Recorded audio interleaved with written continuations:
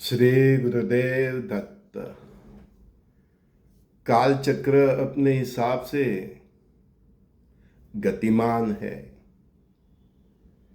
परमात्मा ने पिछले साल बुलवाया था, ब्लास ब्लास ब्लास। वो सिलसिला अभी भी चल रहा है और पिछले महीने भी बुलवाया था कि अगस्त सितंबर जून महीने से ही बोला था कि जून महीने से जो फिर से मंगल देव का जो तांडव चालू हो रहा है, इसमें भी अगस्त सितंबर और फिर आगे हम देखेंगे नवंबर तक, फिर जनवरी से अप्रैल मार्च अप्रैल मई तक।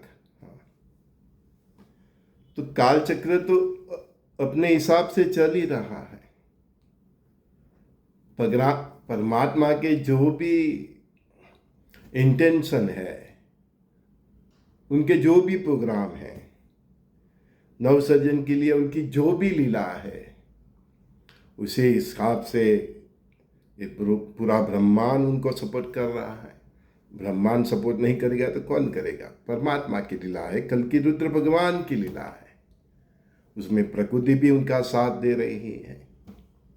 नवग्रह, सभी नक्षत्र, देवी देवता, सब, यहाँ तक बोलो कि असुर भी साथ दे रहे हैं, क्योंकि असुर लोग भी अनजाने में वही कार्य कर रहे हैं जो परमात्मा की इच्छा है। सबकी बुद्धि हैक कर दी गई है।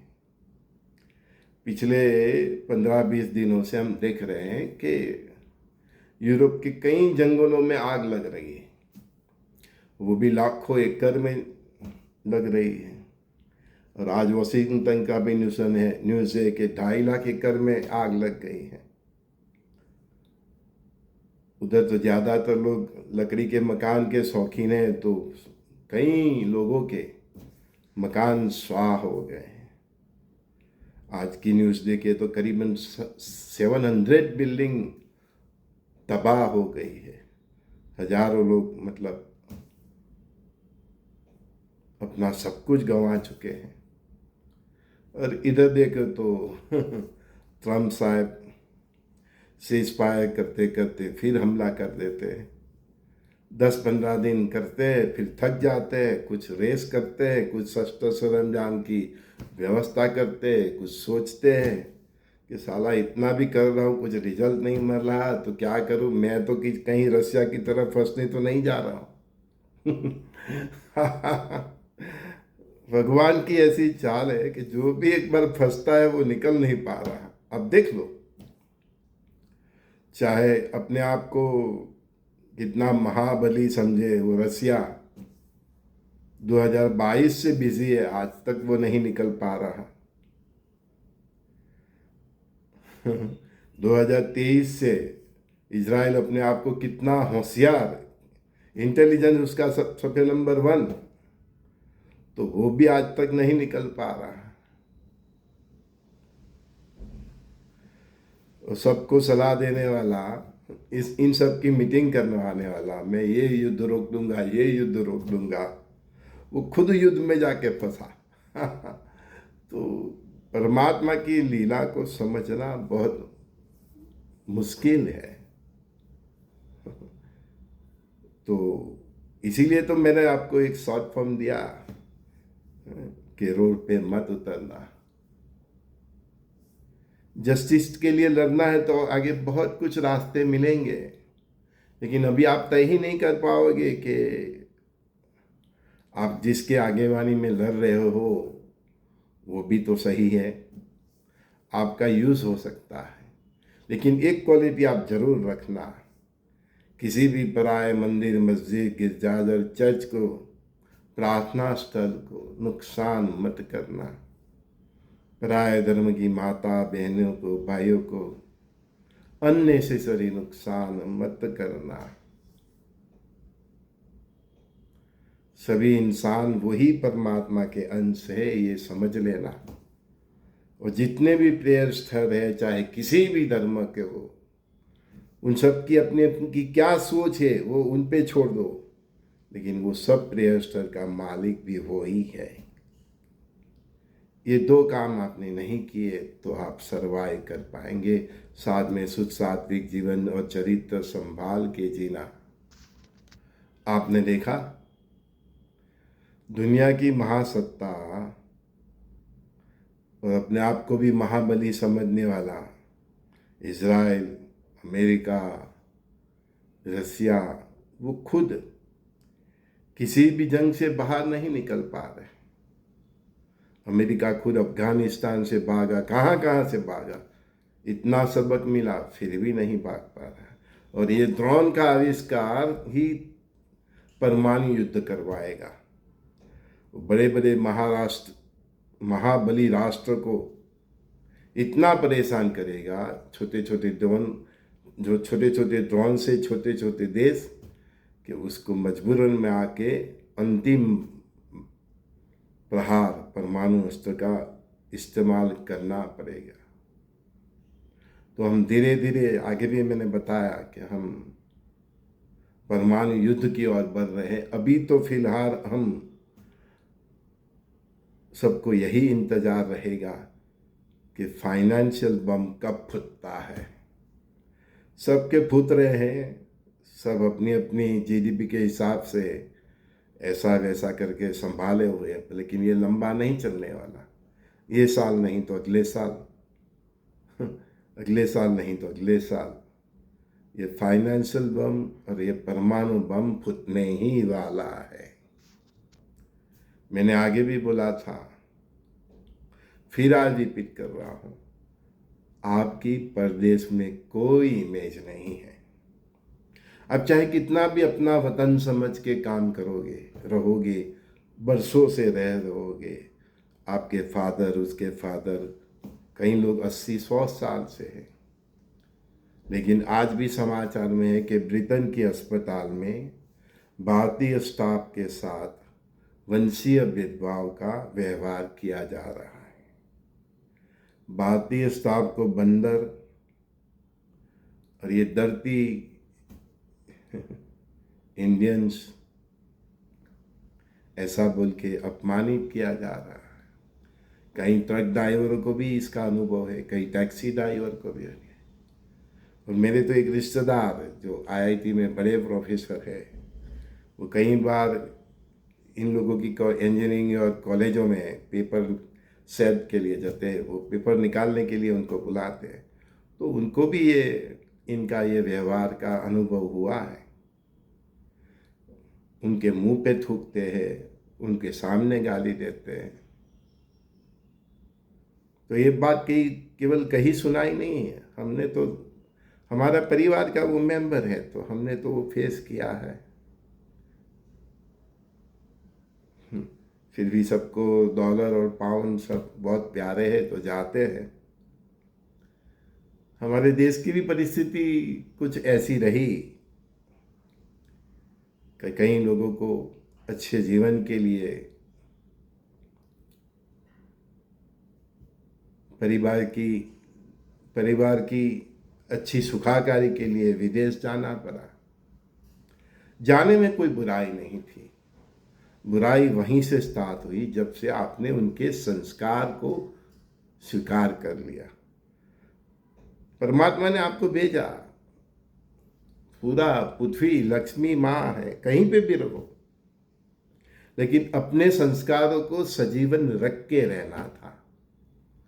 और अच्छी तरह से कमा लिया था तो इधर के माहौल से आप सेहत है अगर इंडिया के, तो आपको वापस इंडिया आ जाना चाहिए। लेकिन कई लोगों के ये भी क्वेश्चन है कि हमारे बच्चे आगे जब हमको अगर इंडिया आना पड़ा तो कैसे सेट होंगे। अरे भैया, आप जैसे यूरोप में जाके सेट हो गए तो वो भी कुछ साल में सेट हो जाएंगे। परिस्थिति इंसान को कहीं भी सेट कर देती है।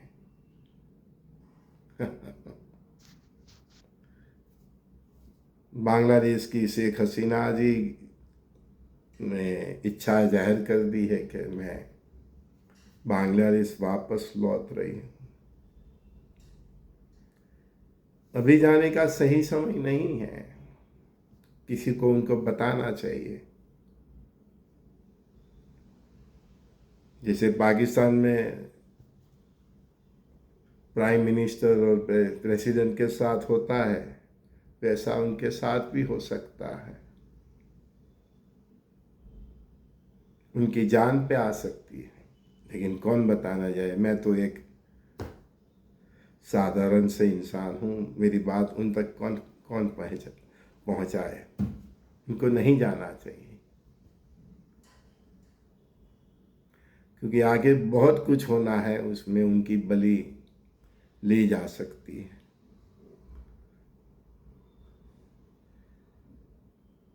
एक महाशय मुझे पूछ रहे हैं कि भारत में जो नागा साधु है वो कब एक्टिव होंगे। इतनी सारी पुलिस है, अग्निवीर है, इतनी बड़ी आर्मी है, उसके बाद भी वो परिस्थिति कुछ ऐसी हम देखेंगे अपने शहरों में, गांवों में। तब नागा साधु को इनविटेशन देने जाना नहीं पड़ेगा। वो हर हर महादेव की किलकार से, कल की रुद्र भगवान की इच्छा से जब ऐसा समय आएगा, तब अपने सब दैवी अस्त्र शस्त्रों के साथ मैदान में उतर जाएंगे, क्योंकि वो भी समझते हैं कि हिंदू इतने सज्ज नहीं है अपनी खुद की रक्षा के लिए। लेकिन वो आएंगे तो अग्निवीरों की और भारतीय फौज की सपोर्ट के लिए आएंगे। आपकी रक्षा तो आपको खुद करनी चाहिए, लेकिन नहीं कर पाएंगे तब उनको मजबूरन अपनी तपस्या, योग, सब मुद्रा छोड़ के आना पड़ेगा। 1947 की आज़ादी भी जो मिली, तो उसके पहले बरसों की हमारी ऐसे कहीं साधु संत और सज्जनों की कुर्बानी से ही मिली है। तो इस बार नागा साधु भी महादेव की इच्छा से सनातन धर्म की स्थापना के लिए और अच्छे नागरिकों की रक्षा के लिए, मैं हिंदू मुसलमान नहीं बोल रहा हूँ, उसके लिए वो आएंगे। महादेव को भेजना ही पड़ेगा। स्वयं महादेव के ही शब्द है कि मुझे नागा बाबू साधुओं को भी एक्टिव करना पड़ेगा। देखते जाओ कितना हम परमात्मा से, कई लोग को तो बस भारत में कब होगा भैया, भारत को महासत्ता बनाना है, सुपरस्टार बनाना है, महाबली बनाना है। तो जब तक भारत एक्टिव नहीं होता है, इन सब जंजीरों में फंसता नहीं है, तब तक भारत के सर्वाइव के चांस दूसरे की कंपेयर में ज़्यादा बनते हैं। तो ये पूरा जो काल चक्र का जो एंडिंग का लास्ट टाइम होगा, साल 1.5 साल का, उस टाइम भारत को भी परमात्मा एक्टिव करेंगे। कहीं कि कहीं ऐसे सफेले हैं, तो इधर भी बहुत कुछ समुद्र मंथन करने की ज़रूरत है। हम सबको दिखता है, बोलने में क्या, उसमें बोलने से कोई फायदा नहीं। तो पूरे युग परिवर्तन का जो फाइनल फेज होगा, उसके पहले भारत को भी परमात्मा एक्टिव करेंगे। तब तक परमात्मा की भी यही इच्छा है कि तब तक भारत इंटरनल वॉर और बाह्य वॉर के लिए सज्ज हो जाए। 5 पांडव भी सज्ज बने, फिर भगवान कृष्ण ने महाभारत छेड़ा था। तो ये तो कल की रुद्र भगवान हैं, उनके सब प्रोग्राम में हैं, लेकिन जब तक भारत अभी सुरक्षित है, इन झंझटों में नहीं पड़ा है, तब तक तो आप चैन से नींद जिए, अच्छी तरह से जीवन जिए। तब तक आपको प्लान भी रेडी करने का समय है, तो रेडी कीजिए। अपने आप को भी रेडी कीजिए, शुद्ध सात्विक जीवन चरित्र संभाल के एक अपनी औरा बनाइए, समाज में एकता की स्थापना कीजिए।